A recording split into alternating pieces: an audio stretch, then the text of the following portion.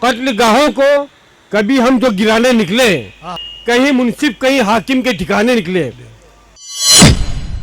हम ये सोचते हैं कि आज मुल्क के अंदर कि जहां मॉब लिंचिंग हो रही है, अभी राजस्थान का मामला हमारे सामने, 2 हमारे नौजवानों को मार दिया गया। पूरे मुल्क के मुसलमानों को अफसोस है, लेकिन कुछ बोलने को तैयार नहीं है। वो डर, वो खौफ क्यों है?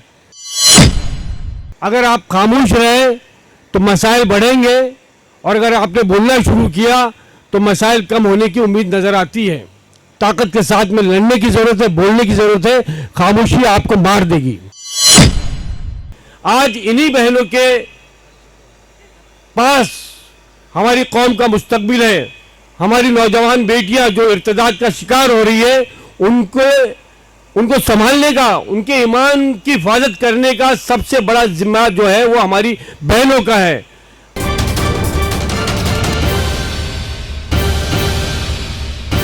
मैं ऑल इंडिया मिल्ली कौंसिल मुंबई के सदर आली वकार जनाब राशिद अजीम साहब से गुजारिश करूंगा कि वो तशरीफ़ लाएं और ऑल इंडिया मिल्ली कौंसिल क्या काम कर रही है और इस ताल्लुक़ से आपका क्या पैगाम मिल्लत के नाम है वो पेश करें। राशिद अजीम साहब, सदर ऑल इंडिया मिल्ली कौंसिल मुंबई। अस्सलाम वालेकुम। आगाज़ उस ज़ात पाक के नाम से जो निहायत मेहरबान और रहम वाला है। मंच पे जलवा अफरोज़ आज के हमारे खुसूसी मुकर्रिर कायदे मिल्लत मौलाना हज़रत अनीसुर रहमान कासमी साहब, ऑल इंडिया मिल्ली कौंसिल के नायब सदर, वही हमारे बीच इस इजलास के सदर मौलाना अब्दुल कुद्दूस शाकिर हकीमी साहब, बेहतरीन निज़ामत फरमा रहे हैं मौलाना अख्तर नदवी साहब, और मुफ्ती इनामुल्लाह खान साहब, साजिद खान साहब, डॉक्टर अजीमुद्दीन साहब, मेरे सामने बैठे मौलाना शाहिद नासिर साहब, बिहार से तशरीफ़ लाए मौलाना सोहेब रहमानी साहब। बहुत सारी यहाँ शख्सियात जहाँ मौजूद है, सबका नाम लेना इस वक्त जो है मुश्किल है, बड़ा वक्त मुख्तसर है।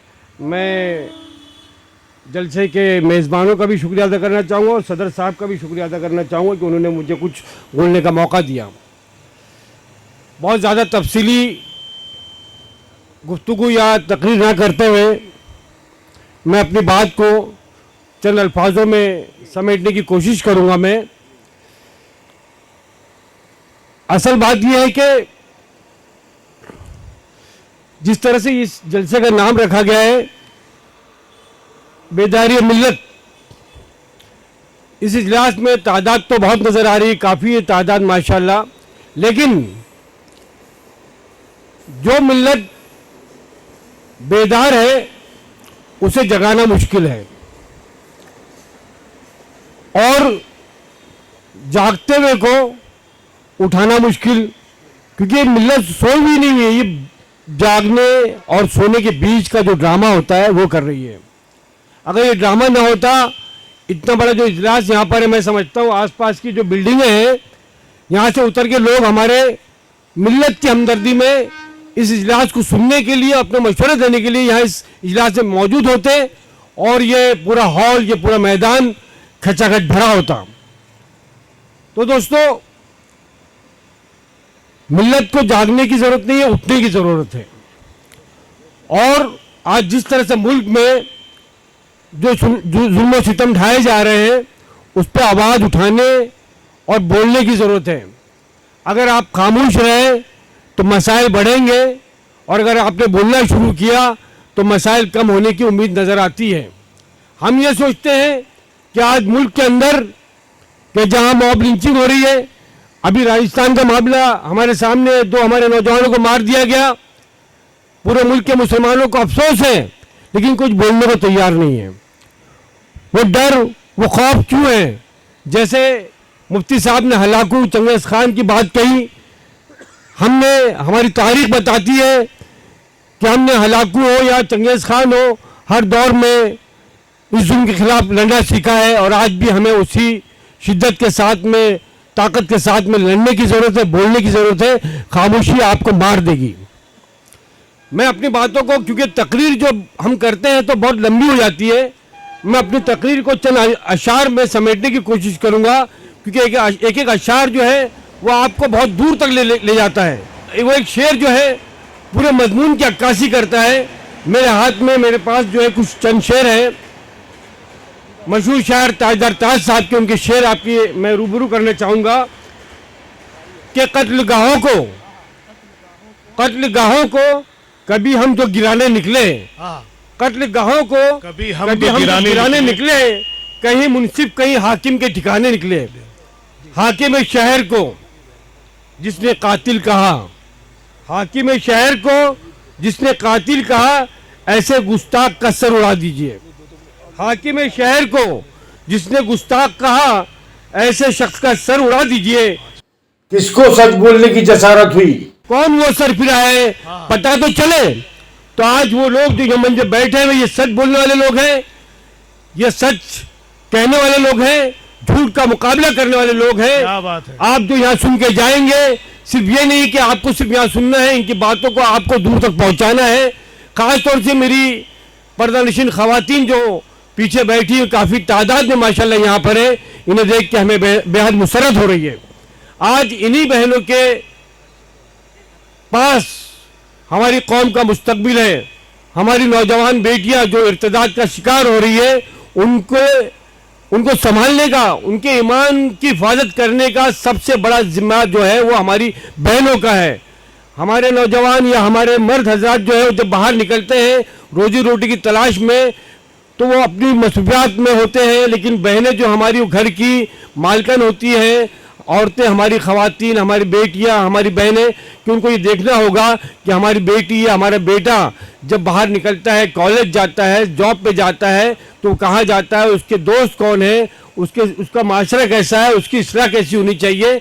उन्हें घर से तरबियत मिलनी चाहिए। सिर्फ ये नहीं कि आपने तालीम के लिए भेज दिया कॉलेज में, स्कूलों में, यूनिवर्सिटी में, सिर्फ तालीम से हासिल नहीं होगा, आपको उनकी तरबियत भी करनी पड़ेगी। और तरबियत जब होगी जब हमारा घर जो है इस्लामी होगा, जब हम खुद इस्लाम को जानेंगे, पहचानेंगे कि क्या हराम है और क्या हलाल है, हमारे ईमान की जिम्मेदारी हम पर कितनी है, हमारे बच्चों की ईमान की जिम्मेदारी हमें कितनी है।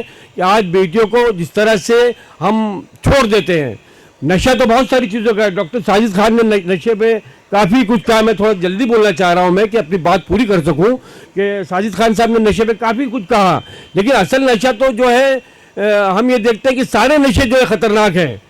बहुत सारी बुराइयों के साथ में वो नशा हमारे नौजवानों को, हमारे बच्चों को क्रिमिनल बना रहा है, उनको गुंडा बना रहा है। जब वो क्राइम की तरफ जाते हैं तो जाहिर सी बात है उन्हें जेल होती है, फिर उसके बाद में कोर्ट के चक्कर होते हैं, पुलिस के चक्कर में होते हैं। ये भी बात सामने आती है कि हमारे इलाकों में ये नशे के कारोबार क्यों पनप रहे हैं। तो हम शिकायतें करना छोड़ दे के पुलिस इसकी जिम्मेदार है, हुकूमत जिम्मेदार है, असल जिम्मेदार हम हैं, हमारे घर के लोग हैं। हम अपने बच्चों पे ध्यान नहीं देते, हम ख्याल नहीं रखते कि वो किस सोबत में रह रहा है, उसके दोस्त कौन है, ये पैसा लेके जाता है तो इसका क्या इस्तेमाल करता है। तो हमें अपने घर से जो है इस बात की तरबियत देनी होगी। और जहाँ फितने इर्तिदाद की बात है कि आज जो है बाकायदा ऐलान किया जाता है हिंदू लड़कियों को, हिंदू तंजीमों के जरिए कि जो मुसलमान लड़की से शादी करेगा उसको 2 लाख रुपए का इनाम दिया जाएगा। बाकायदा इसकी साजिश हो रही है। तो आपको अपनी बेटियों को इस्लामी माहौल में उनकी तरबियत करनी होगी, उन्हें बताना होगा कि आपका ईमान खतरे में, जो ईमान हमारा सबसे बड़ा, हमारा कीमती सरमाया है। हमारे साथ सामने अगर भूखे हैं हम गुर्बत का शिकार हैं, बताते हैं कि गुर्बत के शिकार की वजह से कुछ बेटियां जा रही, उनकी शादियां नहीं हो पा रही, बहुत से वजूहात हो सकते हैं, लेकिन असल जो वजह है वो गुर्बत भी नहीं है, वो तालीम की तरबियत है, इस्लामी माहौल की तरबियत है। उनको बताइए कि आपका दीन क्या कहता है, आपके नबी जो है सरकार दो आलम हजरत मोहम्मद सल्लल्लाहु अलैहि वसल्लम वो किस तरह की तालीम देते हैं, आप उनको बताइए। ये बताना ज़रूरी है। और जहाँ तक इस बात की जो हम चर्चा करते हैं कि बहुत सारी बेटियां हमारी कॉलेज में जाती है, तो आप उन पर यह भी ध्यान रखिए उसकी सहेली कौन सी है, उसके दोस्त कौन से हैं। बहुत ज़्यादा वक्त नहीं बोलने का, मैं यहाँ पर बहुत ज़्यादा ना वक्त लेते हुए अपनी बात को ख़त्म करूँगा इसी शेर के साथ कि अपनी भी ज़िद है, देंगे हर एक जुल्म का जवाब। अपनी भी ज़िद है, देंगे हर एक जुल्म का जवाब। जालिम का हुक्म यह है यहाँ चुप रहा करो, हम खामोश नहीं बैठेंगे, हम पर जब भी जुल्म होगा हम आवाज़ उठाएंगे। और ऑल इंडिया मिलिट्री काउंसिल आपके साथ है और ऑल इंडिया मिलिट्री काउंसिल हर जुल्म का जवाब देना जानती है और देती आ रही है। शुक्रिया, अल्लाह हाफिज़।